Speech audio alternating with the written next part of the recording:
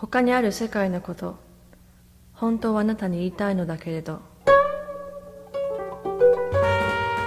Freeform is a type of broadcast programming which displays a marked disrespect for the norms of genre boundification typical of the majority of broadcast programming, with a particular emphasis on material which itself is characterized by a lack of traditional formal structure and is therefore often termed experimental. This is the type of programming my esteemed colleagues and I propose for the radio show we would like to be identified as Gateway Train. Just like me, a stunned fire chief named Edward Worth later testified. Frances Perkins, a 31-year-old advocate with the consumers, stood with her hand at her throat, helpless to stop the unfolding fire. The nets were broken. The firemen kept shouting to them not to jump. But they had no choice. The flames were right behind them. For by this time, the fire was far gone. Frances Perkins. By 5:15, the scene on the street was a bedlam, as thousands of workers poured out of nearby factories and pressed against the barricades. Fire engine horses reared at the strong smell of blood, while police tried without success to control the crowd. The floods of water from the fireman's hose that ran into the gutter were actually stained red with blood. I looked upon the heap of dead bodies. I remembered these girls were shirtless sneakers. I remembered that great strike of last year, in which these same girls had demanded more sanitary conditions and more safety precautions in these shops. These dead bodies were the answer.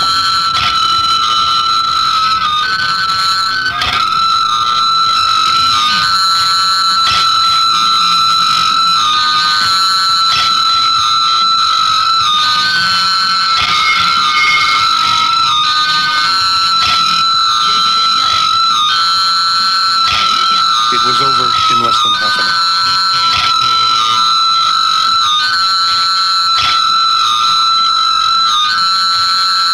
Firemen inspecting the burned floors the next day found dozens of bodies, charred, headless trunks, some still bent over the cylinder shafts. Among the remains, the inspectors found 11 engagement rings.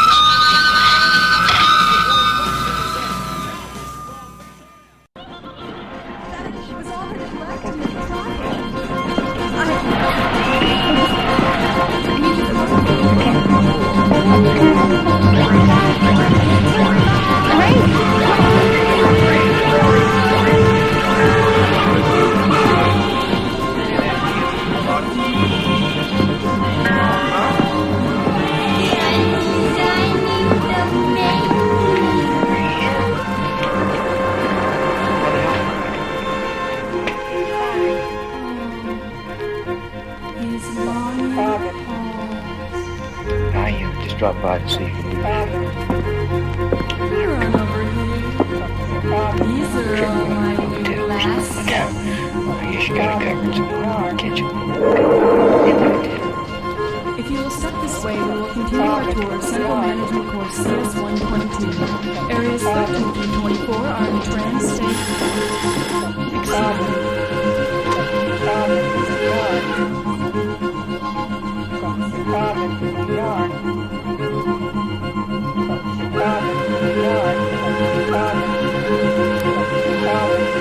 For weeks, I tried to kill it with Compound W.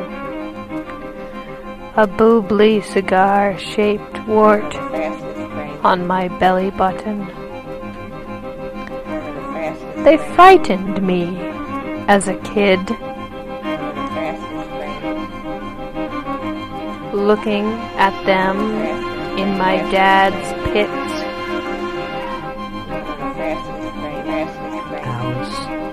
But then I got a few of my own in my teens. So I grew used to, but in my belly button, that could really turn off romantic interest. Join in this time as she has spoken.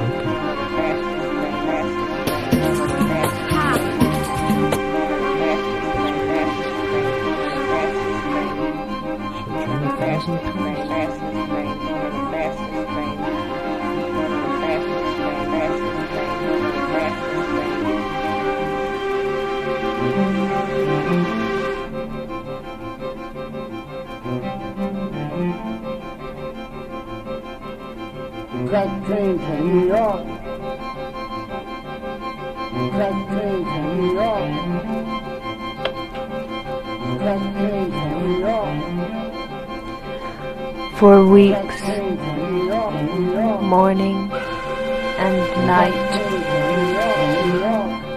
I dabbed the crystallizing acid into my navel. But it persevered, retaliating periodic growth spurts, sloughing off the outer layers I managed to kill, and continually increasing in length, until it began to protrude, becoming a visible bump under my t-shirt. A swath of duct tape became necessary to hold it back. I gave up on poisoning it when the bottle ran out, and I didn't have nearly the guts to snip it off. You know those bobbly little warts you get in your armpits? I said to my dad over the phone. How do you get rid of them? You don't, he said. You just have to live with them. I tried to kill one with compound W, and it wouldn't die. Actually, they're moles, not warts, he said.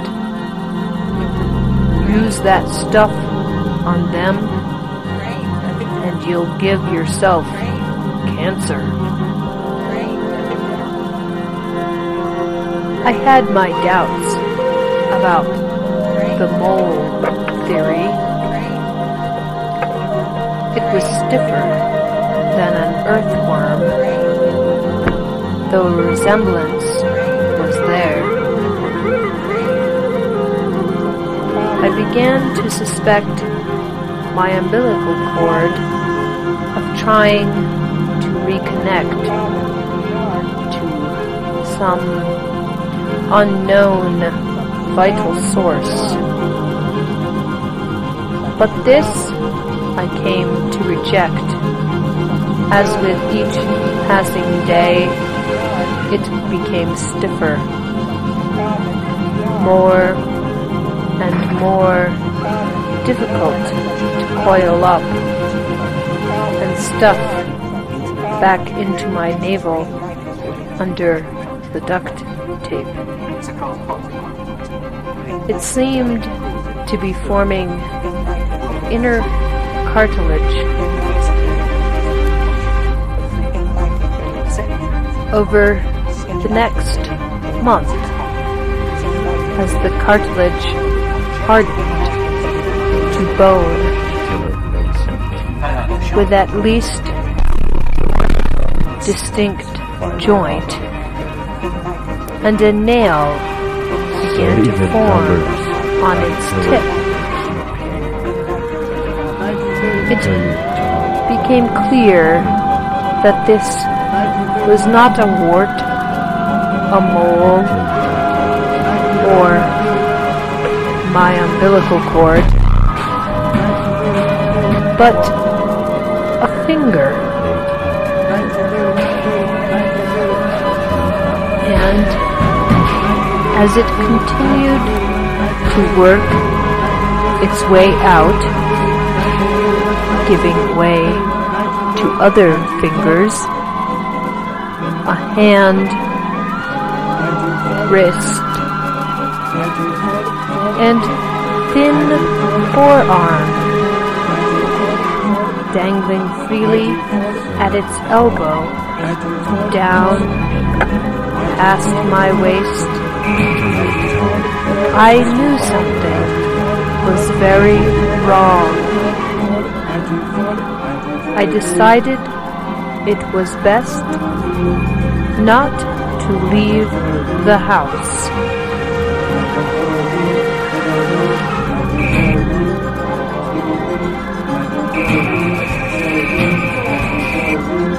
After 3 years, the birth was complete, which was good.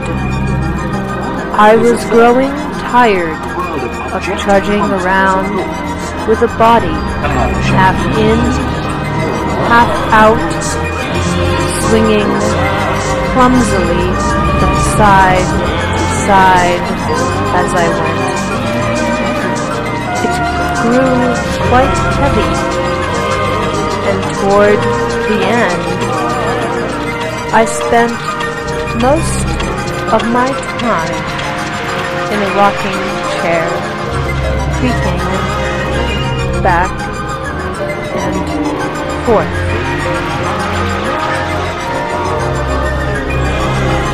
In the kitchen once, I dropped a paring knife while chopping celery for soup, and made a deep gouge in the tender hip just recently emerged. I panicked, bandaged it, and the wound scarred. It's still there, the scar, a shade darker than the skin around it. At times, in bed, I let my fingertip drift across its raised surface. She calls herself Emma, and she is the incarnation of my dreams, the eccentric embodiment of every trait that has ever attracted me to a woman. Never before had I met one so beautiful, aware, and captivating as she, the fruit of my navel. Maintaining life, recreation, and physical health. I fell closing my eyes to the out larger now, of the one larger trance reality that I could affect into There another, are others who can affect helplessly in love, reborn, no longer paying heed to society's frivolous, everyday demands. I quit my job, and we bought a house in the country, surrounded by a large yard, fruit trees, and grape arbors. Together, we discovered an immediate certainty in the earthly delights, indulging the aesthetic appreciation of peaceful indolence under covers, half dreaming past noon. We became immortals.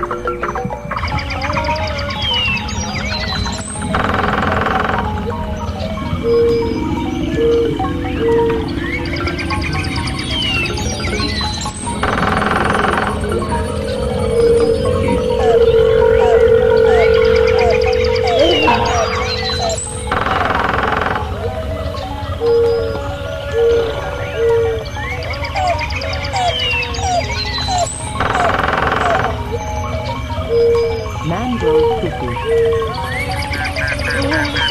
啊！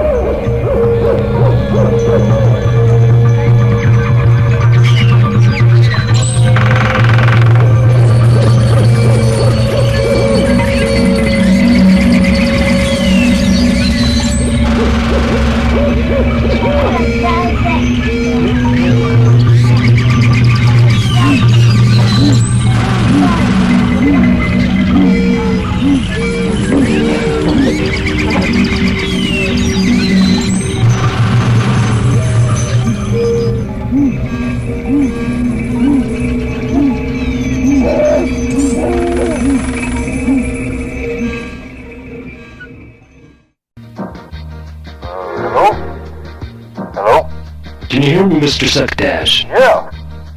Yeah, I'm here. Hello.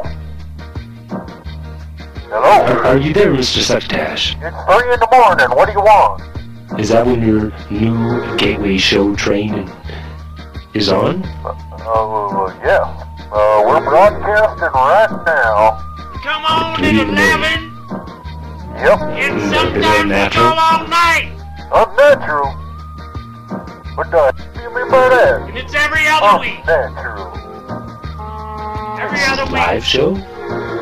Yeah, live show, You never know when we're I'm gonna losing you, Mr. Suckdash. more like a review. Just stay there. I'm losing you, Mr. Suckdash.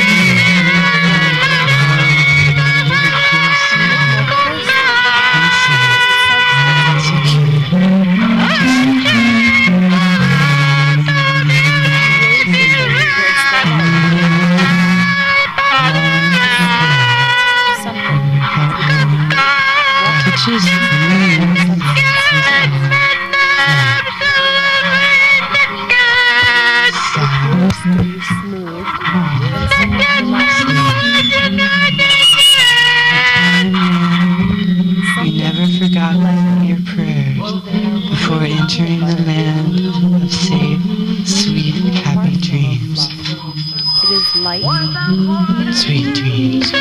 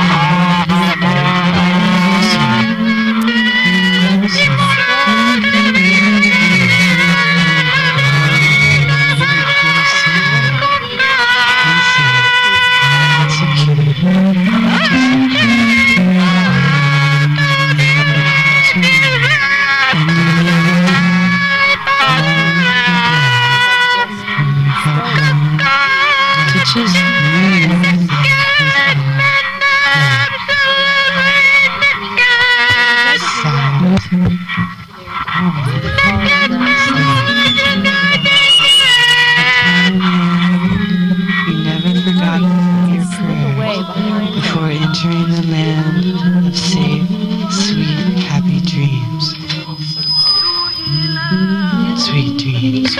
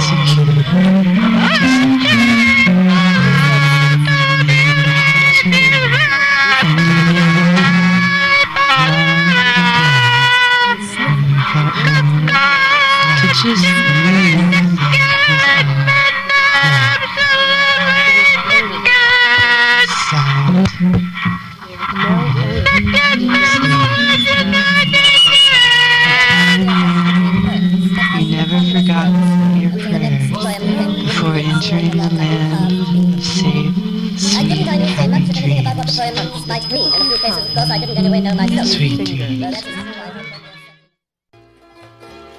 Of male homosexuality in a large class of cases is as follows. A young man has been unusually long and intensely fixated upon his mother in the sense of the Oedipus complex. But at last, after the end of puberty, the time comes for exchanging his mother for some other sexual object, things take a sudden turn. The man does not abandon his mother, but identifies himself with her.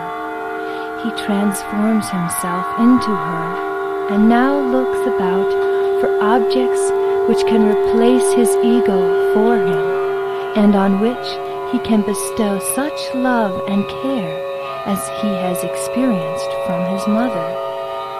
This is a frequent process, Jim, which can be confirmed as often as one likes, and which is naturally quite independent of any hypothesis that may be made as to the organic driving force and motives of the sudden transformation. I hope this helps answer some of your questions about your dream, Jim. I'm Dr. Laura Weiser,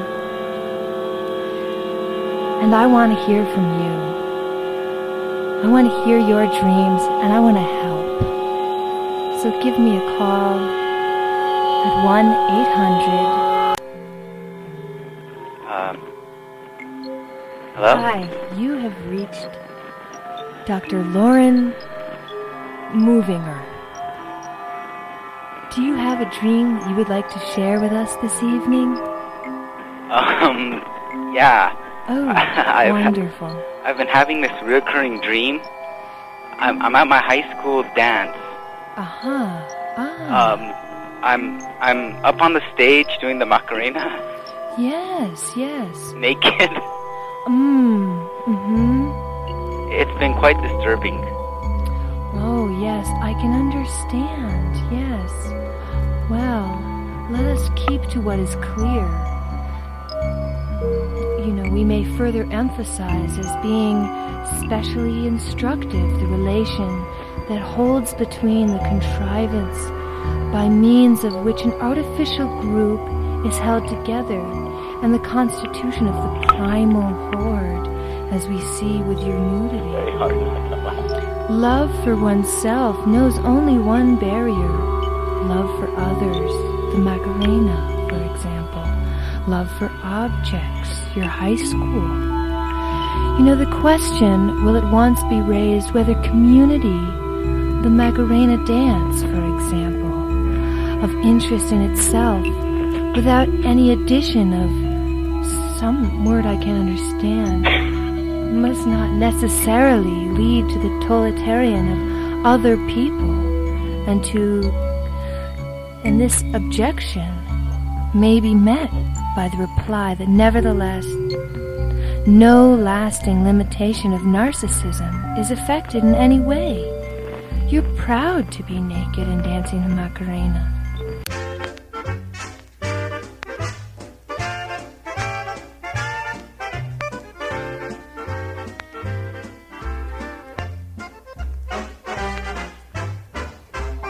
Hello, caller.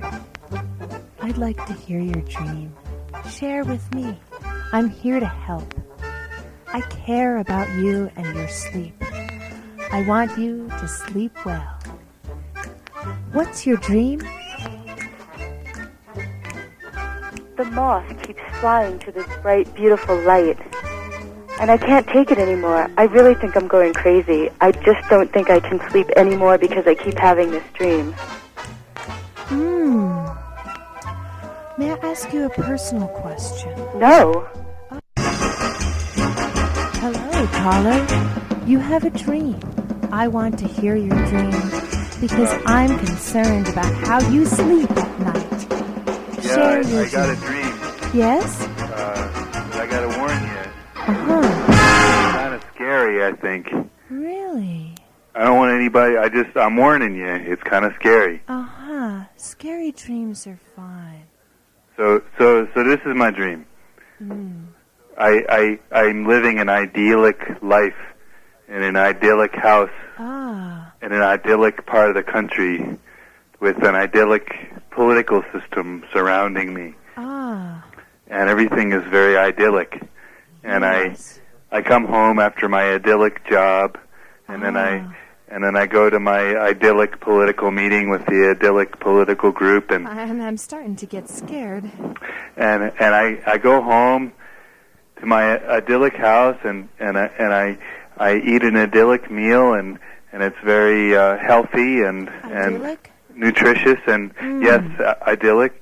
And then I get tired, and I go to bed, and my cat goes to bed with me, and I realize that my cat hasn't eaten either. Oh no! So I have to get up, and I can't find any cat food anywhere. Oh. And the cat's very upset. Oh my! And the cat really, really needs to eat. So I'm looking all over for cat food, and finally I find some cat food that's been sitting in there for years. Oh my! It's moldy. It's disgusting. It's stale. Terrible. So I try to feed the cat this food, and he won't touch it. And he's mad at me. I can tell that he's very mad at me. Horrible. May I ask you? So I add some water to it, and I think maybe it'll make it better. Yeah. But it just makes him more angry at me, and he starts clawing at my feet and stuff like that. And then he gets me into a corner, and I think he's going to rip my heart out with his claws, these fangs, and then I wake up. Oh no! I wake up, and there's a pressure on my chest. Really? And the pressure on my chest is my cat is sitting there on my chest. Oh, may I ask He's got you? his claws bared. He's going to kill me. Can I ask you a personal question? How often do you take a shower? Well, once a month, whether I need it or not. Well, I think you need some grooming tricks.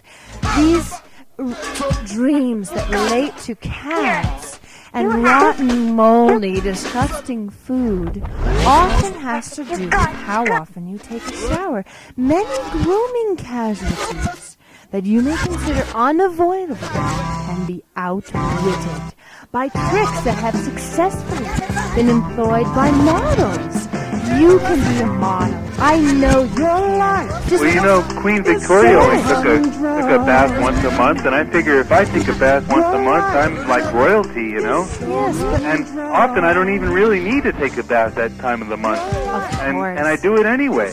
We'll banish the skidding earring by sliding non-skip tips over your fasteners and sew on snap-in loops into the shoulders of your dresses and blouses to anchor the slipping lingerie strap, and this will help alleviate the frustration you feel with your cat. Tuck the selvage of long gloves in at the top. This keeps the gloves from becoming disarranged on your arms.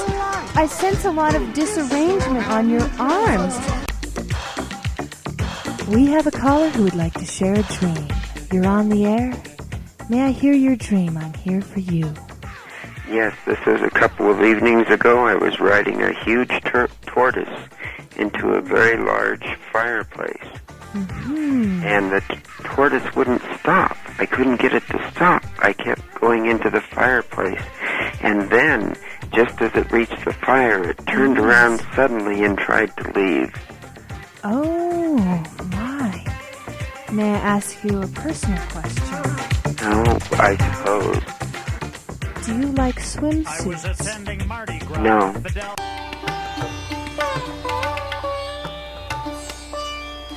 Hello. You're speaking with Dr. Professionale. Am I on the air? Yes. Tell me Am I your on the air? dream. Tell me your dream. I'm here for you. I just woke up. Oh, man. Yes. Whew. It was bad. You know, I'm glad you guys go all night because I wake up all the time and I need to talk to people about my dreams. I understand. So- It can be difficult. So, I was falling. Falling. I cannot stop falling. Oh, yes, you're falling. I fall. I fall downstairs. I fall off roofs. I fall into toilets. I fall out over the sides of boats. I fall out of buildings. I fall off ladders. Yes. Every night, I fall. Really? I fall out of the sky. Yes. Oh. Now this is what we call dreaming immaturity. May I ask you a personal question? Yeah. How old are you? I'd rather not answer that. That's fine. I understand. That's fine. Yes. Well, this type of dream is common with the more mature person. This dream represents coming into maturity and facing the inevitable. As a safety measure, we recommend to begin at the age of 30, and that's why I was asking your age. But it's not important to begin at the age of 30 to take precautions to stave off these types of dreams. Precautions? What kind of precautions? Yes, but it is really never too late to coax your dreams into peach-ripe lusciousness. These are the major factors that keep your dreams at peak level. Wow. A well-proportioned figure, lithe carriage, glowing skin, natural-looking makeup, lustrous hair, and becoming. Wait, yes, all of these. Can you repeat that so I can write them down? To keep your dreams at peak level. Okay, well, I gotta go. Bye. Thanks. Yes, I hope I've helped.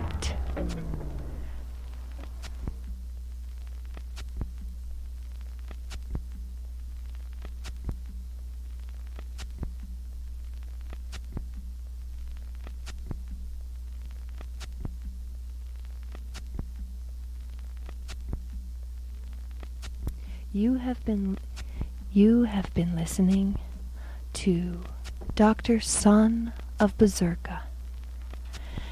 Call with your dreams and questions. I'm here for you. I want you to sleep soundly at night. 1-800. I'm here for you. I care.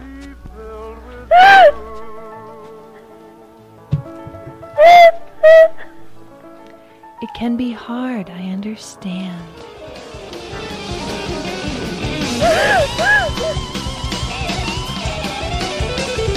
Yes, take your time. Dreams can be frightening.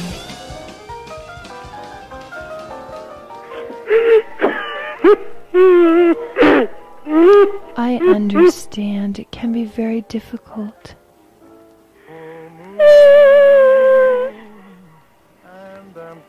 Yes.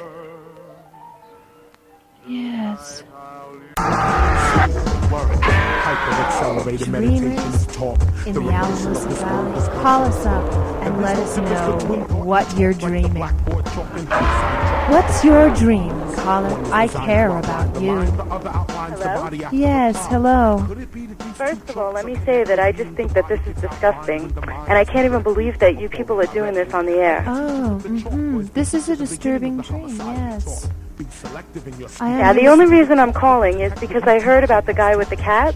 Yeah. And I've been having some very disturbing cat dreams myself, so I thought that maybe you could help me. Of course, I'm here for you. Good, I'm here. Thank you, Tia. Can I ask you a personal question? Sure. How old are you? A woman who does not tell her age is a knockout of the hat. Well said, dear, but you sound pretty young. Oh, it's all in my dreams. All right, it may all be in your dreams, but I'm not as young as you are, and that's very obvious. Now, the dream that I've been having has to do with my daughter. She's pregnant. Your daughter is pregnant. We've been waiting for her to have this baby, and we're very excited. This is a very exciting time. We're all very excited. And I've been having these terrible dreams that she gives birth to a cat. My goodness. Now, let me tell you something. My daughter is a very clean woman, okay? She takes a shower at least every day. She shaves. She wears deodorant. She's very clean. So I don't think that this has anything to do with her hygiene. ask you another question. What shaped face does she have? It's kind of pointy. Would you consider it diamond or triangular? Kind of like both mixed together with points sticking out of each side. Yes, like a sailor hat. Yeah, and it's got points sticking out of all the surfaces. Exactly. Does the shape of her face conform to the shape of the frame? Exactly. Aha! Or do the lines of her face follow the frame but fall short of it in length? I think she looks exactly like, let me see, like Claudia Schiffer. Oh, of course. Then her contours form a circle in contradiction to every line of the frame. I think that that's quite possible, although I don't really understand what the hell you're talking about. Well, that's because the chin, cheekbones, and apex of the forehead point toward the frame. Instruction manual. And the forehead runs parallel to the frame, and the chin points to the center of the bottom. Maybe she looks more like, what's her name? Oh, God. You know, that one that was married to the weird guy who was gay? Oh, of course, the medium-sized sailor brim what's crown her name? is a wearable hat. Cindy Crawford? Of course. How about she looks exactly sailor? like her. Because of you can verify your own ideas of what various shapes will do for or against you by skimming through this record. Only those most often offered in some guise by fashion are included, and any whimsy that comes along is sure to have a cat for a kid and be judged by the same rule of thumb. Because But she's very clean. No, she's got the wrong shaped face, don't you understand? Marvels of modulation can be accomplished by a hat. She needs a hat. If she were to wear a hat, to choose the most becoming hat that you have ever had, simply apply the basic line principles that govern the selection of clothing. During try-ons, remember these points. Hats are not in this season, my dear, and I just don't think that or this is curving lines, round face and figure, vertical length and slenderized. My daughter would not be caught dead in a hat, those dear. aspects of appearance that you wish out of existence. You wish hats were out of existence, but they're not. Hats are important. You must wear a hat. If she's not wearing a hat, she's gonna have a cat for a kid. You don't want a cat for a granddaughter. You want her to wear a hat. Thank you very much. And remember, sleep well tonight. Call us with your dreams. 1-800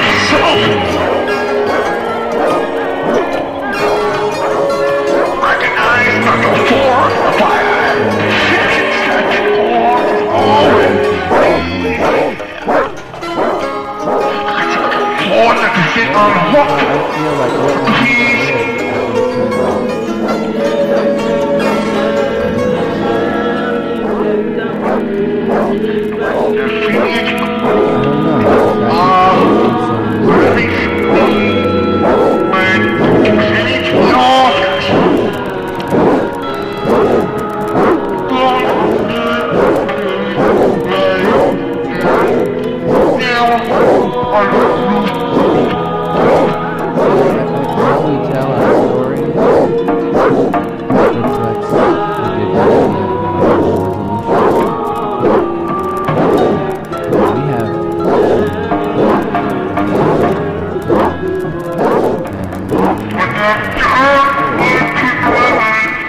As the stories are told,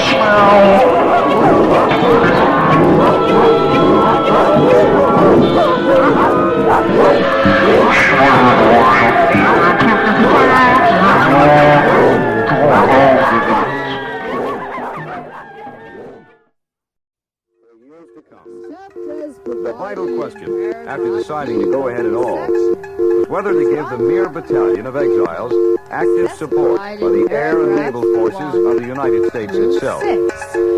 Kennedy elected not to permit U.S. air or naval support. The invasion, whatever might have been its fate otherwise, was thereby doomed. If Cuba, in the first year of the Kennedy administration, represented a country already committed in the most frustrating way to communism, other countries, still free throughout the world, were facing heavy communist pressure. Crises in Laos and Vietnam, in the Congo, and in the narrow waters dividing Red China from the national stronghold on Formosa, continually engaged Kennedy's attention. It required his continual vigilance and ingenuity. But throughout his administration, the most hazardous emergencies repeatedly arose in West Berlin. The driver must in the summer of not 1961 shift with a gears Russian while ultimatum crossing the to tracks. evacuate Western troops, Kennedy Every flatly bus refused. transporting In a passengers, major address to the nation, every he motor called for a vehicle great strengthening of the transporting any nation's quantity conventional of armed forces in chlorine. Europe and elsewhere. Every motor vehicle President, which, in accordance with the regulations of the Department of Transportation, is required to be marked or placarded with one of the following markers. The enemy harder to find. 1. And the dangers of communism less apparent Explosives. to those who have so little. I hear it said that West Berlin is militarily untenable. Explosives. B. So was Bastogne, and so in fact was Stalingrad. Poison Any dangerous gas. spot is tenable if men, 4. brave men, will make it so. Flammable solid W. But we shall not surrender. 5. 3 times in my lifetime, our country and Europe have been involved in major wars. Flammable. In each case, serious misjudgments were made on both sides 7. of the intentions of others, Blasting which brought about agent. great devastation.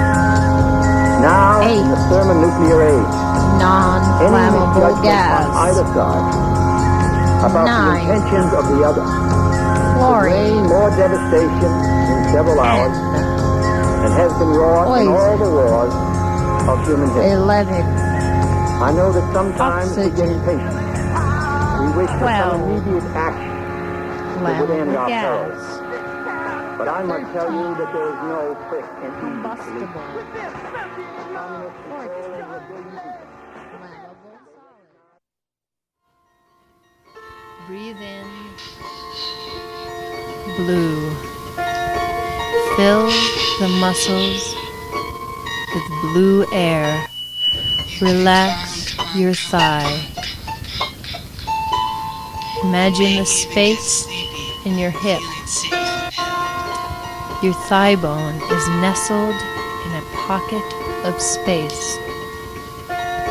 Imagine that space and breathe into it.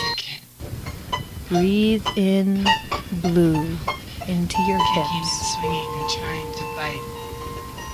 Breathe out orange. Feel the orange as it blankets you. Blankets you in soft orange. Relax your belly.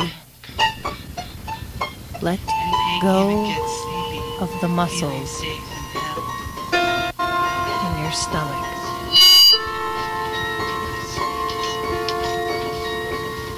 Breathe in deep into your abdomen. Fill your pelvis with Kicking blue and swinging air. and trying to bite. Feel the space. Fill your abdomen with blue air. Imagine the spaces between each muscle. And may even get sleepy, feeling Great safe and expanses.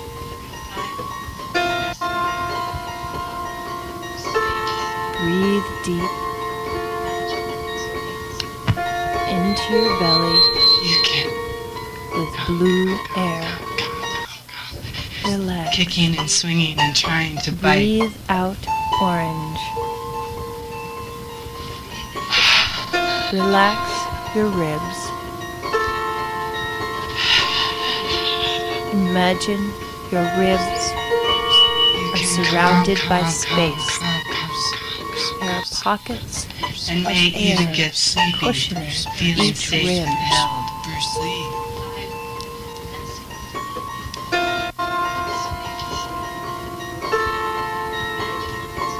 Breathe in this space. Reggie. Bruce Lee. Breathe Swinging deep and trying to bite. into this space. Breathe in blue. Breathe out orange. Bruce Lee. Bruce Lee. Your spine Bruce. Bruce. Bruce. with space. Bruce. Bruce. Bruce. Bruce. Bruce. Bruce. Bruce. Bruce. Bruce Lee. Is full of feathers. Relax your spine.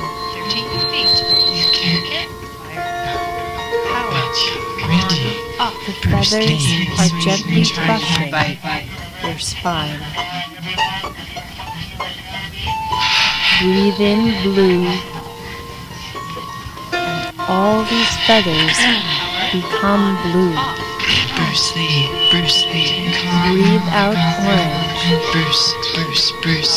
The feathers are still blue. Bruce. Bruce. Bruce. Bruce. Bruce Lee. With this unit can operate The the blue functions listed below. feathers The maximum are now operating range. in your spine, all the way from your coccyx up Bruce Lee. to your skull. Your entire spine is cocooned in blue feathers. Breathe in red. Breathe deeply.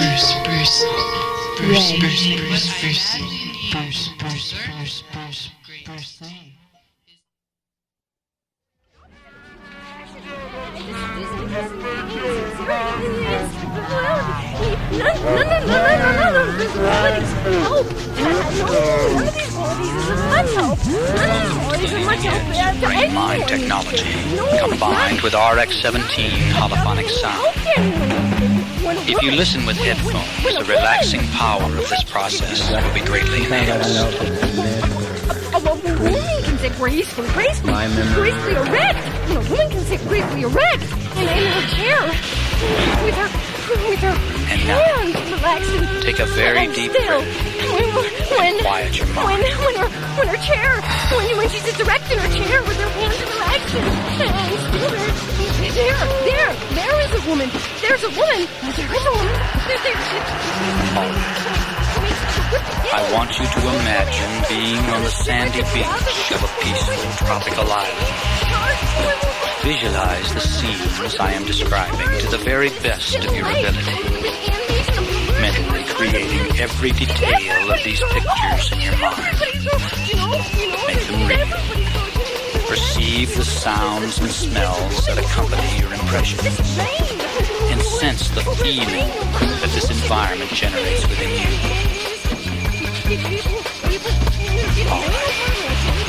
It's almost sunrise. The sky is just dark enough for you to see the last few stars. The palm trees that line this tropical beach are silhouetted against the sky. experience the fresh, salt sea air. And you are totally at peace here. All of your mental and physical desires are satisfied when you experience this environment in total peace. So watch the stars, the palm trees, totally experience this peaceful environment. And as you do, feel your physical body relaxing, beginning with both of your feet at the same time. Feel your feet relaxing. And the relaxing power moves on up into your lower leg, relaxing all your muscles and on up into your upper leg, permeating every cell and every atom.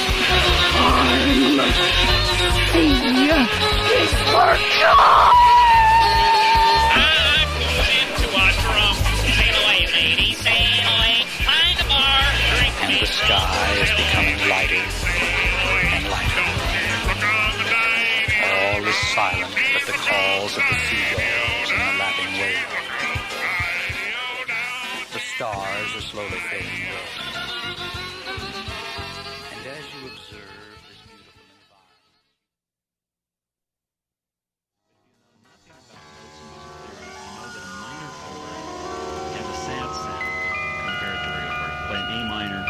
sad sound compared to a regular A chord, right? With this tuning, when you pick the third string... Today, here at Cape Kennedy, the National Aeronautics and Space Administration will launch the Gemini 5 spacecraft on the longest manned space flight to date. The Gemini 5, with command pilot Gordon Cooper and pilot Charles Pete Conrad, will attempt to orbit the Earth 121 times in 191 hours in a test of man's ability to live in space for 8 days. The time it will take our astronauts to fly to the moon and back. The countdown has started. All systems are go, and the gigantic Titan II missile is ready to lift the Gemini 5 into an orbit around the Earth, where the two astronauts will fly over 3 million miles before splashdown in the Atlantic Ocean. The countdown continues. This is Gemini Launch Control. We are now at T-minus 15 seconds and counting. All systems are go. We pick up the count at 10 seconds. 9, 8, 7, 6, 5, 4, 3, 2, 1, 0. Ignition. Lift off. We're off on the hour.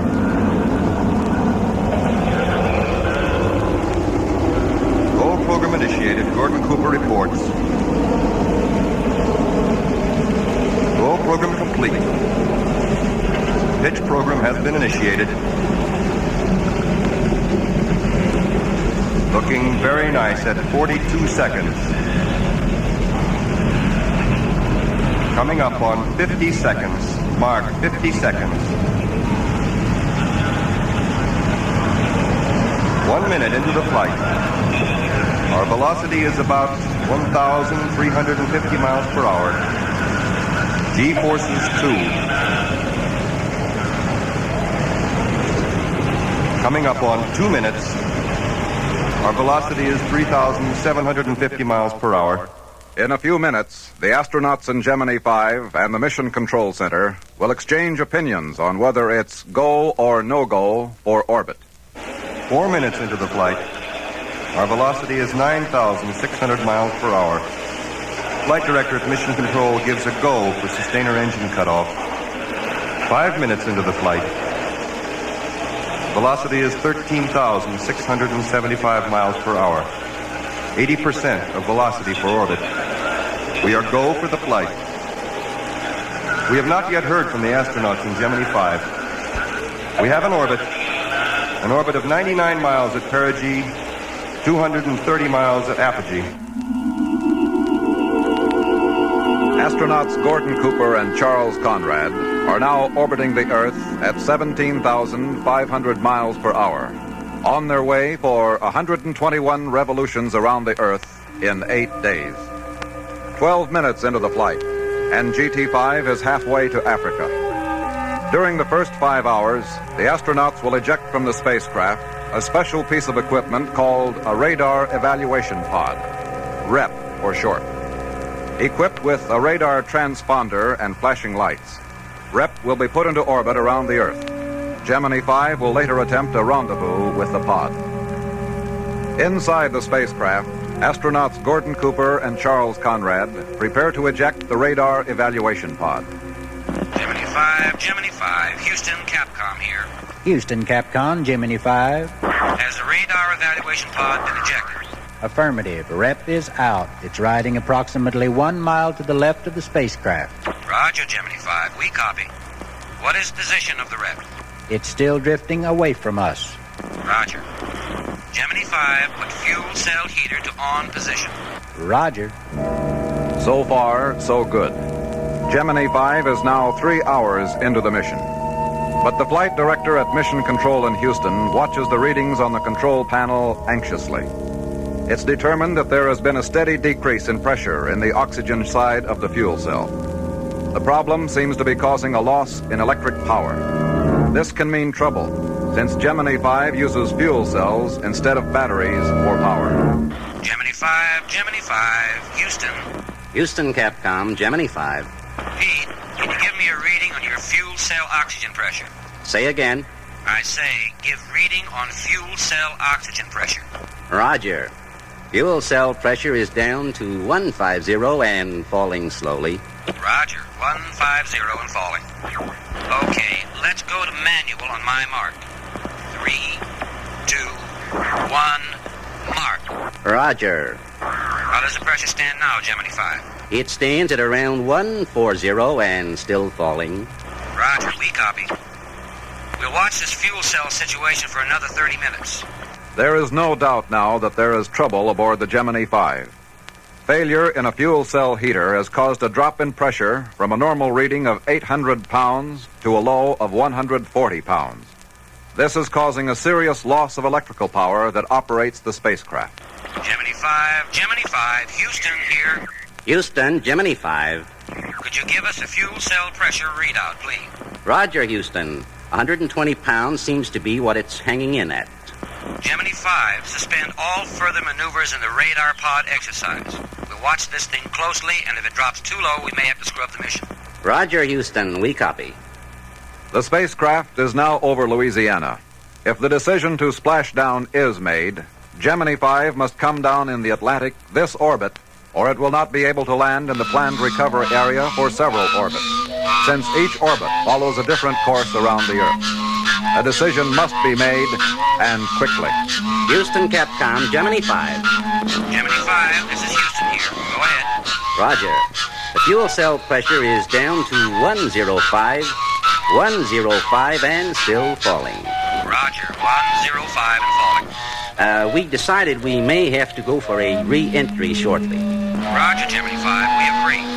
If the fuel cell pressure does stabilize, does it look like we might have a chance to continue the flight? We might be able to do that, Gemini 5. We're working on another flight plan for you.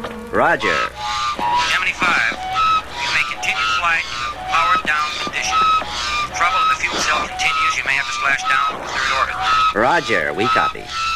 Although the flight has not been scrubbed officially, planes are being deployed from Hickam Field in Hawaii and directed to proceed to an alternate recovery area for sixth orbit recovery, should that become necessary. The planes are taking off at this time for a point 490 miles north of Hawaii. An oil tanker, the Bankside K, is in the area now. 3 hours and 42 minutes into the flight. Flight Director Christopher Columbus Kraft at Mission Control Houston reports a continued drop in fuel cell pressure, and a sixth orbit splashdown in the Pacific is indicated. As the situation worsens, no one is leaving Mission Control. We have word that the Navy destroyer Taylor is steaming out to a position north of Hawaii. The planes racing to the splashdown area are carrying survival experts, doctors, scuba divers, and radar experts. Carnarvon, this is Gemini 5. Gemini 5, we'd like a readout on your fuel cell pressure. Roger, Carnarvon. The fuel cell pressure is 6060. Roger, we copy. Fuel cell pressure is 60. At the splashdown point, 490 miles north of Hawaii, the USS Goldsboro, a missile destroyer, has been brought down from the north, and more planes have been dispatched from Hawaii. The spacecraft is on its 5th orbit around the Earth, and still no change in the fuel cell problem. No decision has been made on whether to continue the flight or splash down. Gemini 5, this is Houston. Gemini 5, Gemini 5, this is Houston here. Houston, Gemini 5. Could you give us a fuel cell pressure readout? Roger, Houston. It seems to be hanging in at 60. 60. Well, looks like we may have a situation that's stabilized, Pete. I'd like your opinion on going on another day on the surface. Porto says we might as well fly it. I'm game. Okay, let's fly this thing for another orbit. Roger. GT5's attempt to set a new world record for manned flight has been given a fighting chance. The mission control at Houston has okayed another orbit. The spacecraft has turned off most of its electrical power to conserve electricity. But with electrically powered equipment off, control of GT5 is decreased, and the spacecraft at this moment is drifting and tumbling on through space on its 5th revolution around the Earth.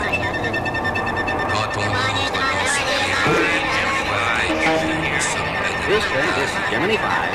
Gemini 5, this is Houston here. Do you read? Houston, Capcom, this is Gemini 5.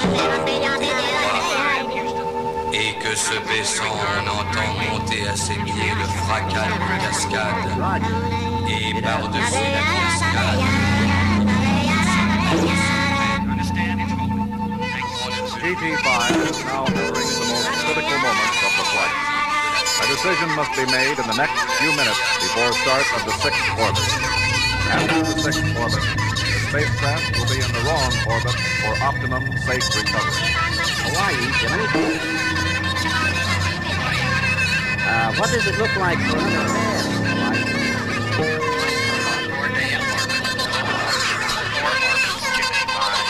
Understand. Astronauts Gordon Cooper and Charles Conrad float on through space, tumbling, drifting, waiting to see if the spacecraft can maintain orbital flight, or will they have to splash down far from the planned recovery area. Undaunted by mechanical troubles, the two astronauts continue to make high-altitude photographs and test man's ability to adapt to long periods of weightlessness. But at last, the faulty fuel cell seems to be stabilized.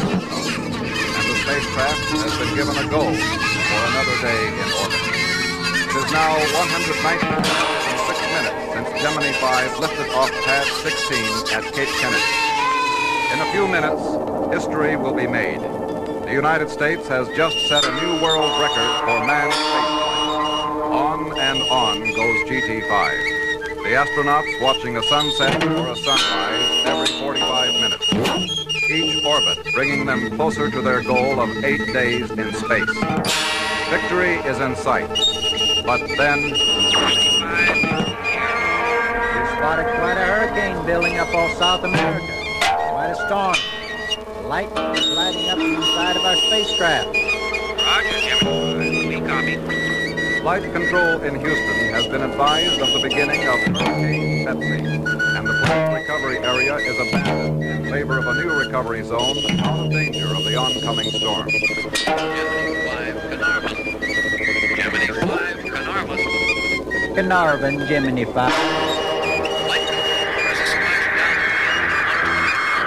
We'll start re-entry over Hawaii. Aircraft carrier Champlain is standing by in the new recovery area. As Gemini 5 passes over Hawaii and enters darkness, re-entry begins. During the passage of the United States,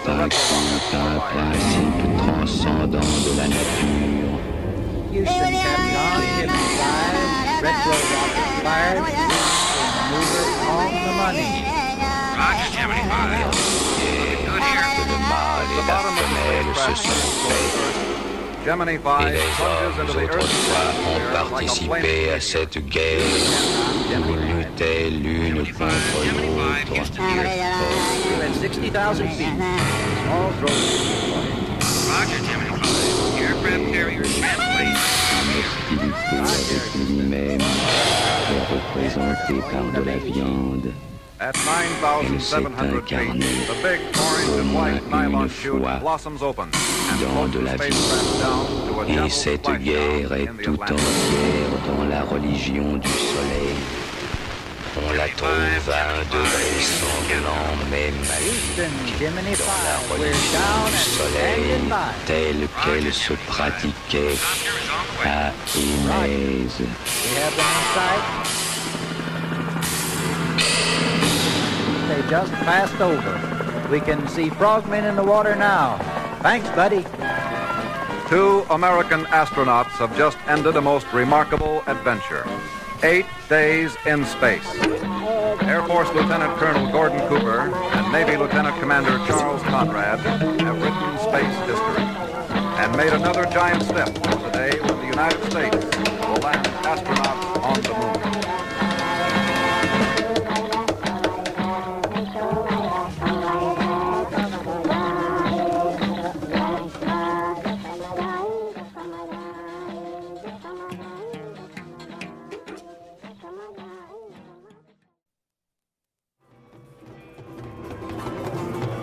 Selecting fine radio stations, such as the one you just tuned into, is only the start of your musical enjoyment.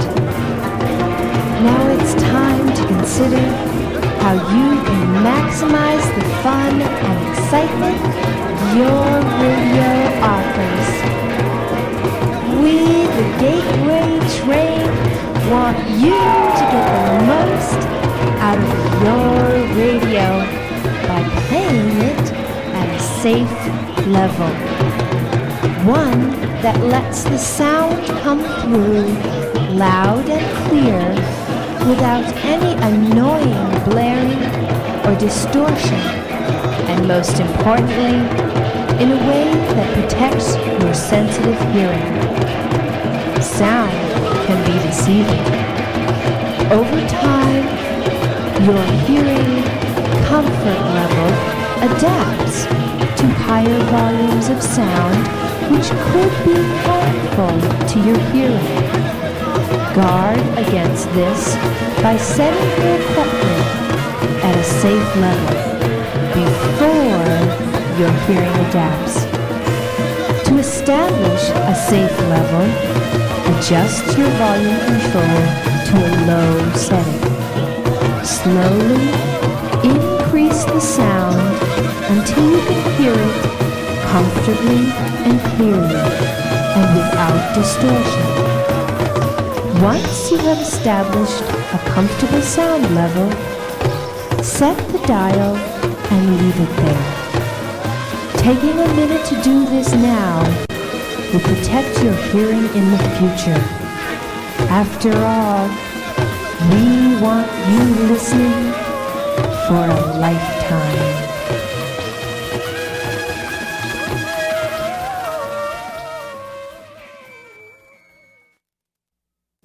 Hey there, everybody! Look at what's coming. I think it's the Gateway Train. Yeah, you got it. It's a Gateway Train coming to warp your brain. Gateway Train. Gateway Train. Gateway Train. Gateway Train. Hey there, everybody! Come and get your ticket. Get aboard the Gateway Train. It'll take you into outer space. Yeah, the Gateway Train. Gateway Train. Gateway Train. Come on, the Gateway Train. Gateway Train. Woo-hoo! Come on, everybody. Go! Yeah! Boom-a-lop-a-doo-ba-doo-zip-bop.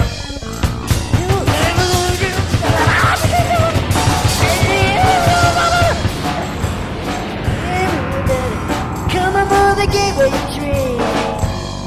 Home like a beebo, baba beebo laba, wama wama